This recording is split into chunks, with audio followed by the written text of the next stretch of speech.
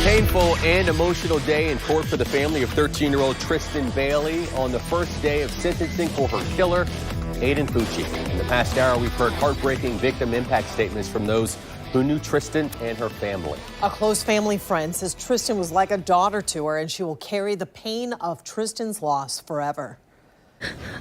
When I close my eyes, I think about the pain she must have suffered that night.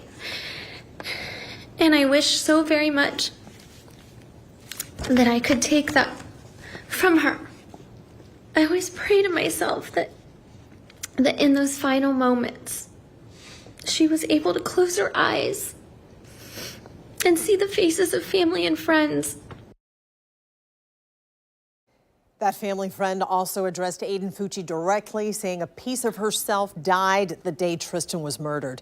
Fucci, who is now 16 years old, pleaded guilty last month to first-degree murder, and he faces life in prison. News4Jax reporter Vic Micolucci has been monitoring the court case and tells us the day was filled with testimony also from detectives and evidence from the murder on Mother's Day in 2021.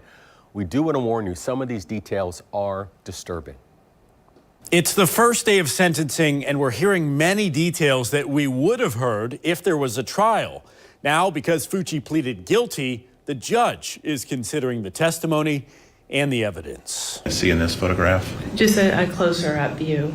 Tristan Bailey's family wore aqua as they sat in the courtroom listening to disturbing testimony about the moments before and after the teen's brutal death.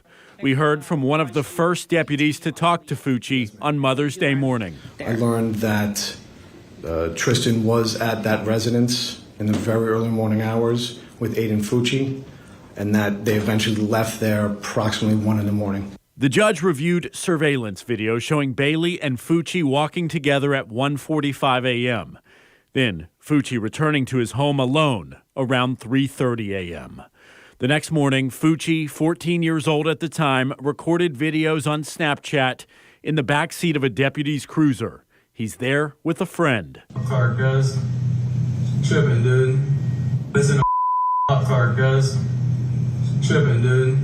A crime scene detective presented photos from Fucci's home and his bedroom, where investigators found what they believe to be a sheath for the knife that he used in the murder, satanic photos depicting violence, and wet shoes and clothes with traces of blood on them. A pair of white Nike brand high-top athletic shoes with possible blood. Prosecutors presented video of an interview with detectives. Fucci's mother and father are in the room and join in on the questioning. Your shoes were off on the camera. All your shoes off. Been on favor of it. And the shoes give me blisters. This is serious. It's very serious. This isn't a joke. This is your whole life. Your whole life. And ours. And ours. And your brothers and sisters. The state brought in a psychologist to advise the court on sentencing, who said Fucci has personality issues that are very concerning when it comes to if he can ever be rehabilitated. He's a really unique person, I would say, in a bad way. He's demonstrating some things that I think are extremely clinically concerning that we usually do not see in youth, that often we don't see in youth murders. Later in the hearings, there will be impact statements from those affected by this, including Bailey's family. The judge expects to hand down the punishment by Friday. Tristan Bailey's parents and siblings, called the Bailey Seven, say this is going to be one of the most painful weeks of their lives. And they're asking for privacy and respect during this difficult time. They say the focus is on Tristan's legacy, and they don't ever want anyone to forget her and the good she did in her 13 years of life. Vic Micolucci, Channel 4, the local station. Folks, we'll be covering Fucci's sentencing trial live every day. You can watch it all on our website, news4jax.com, or our free streaming app, News4Jax Plus.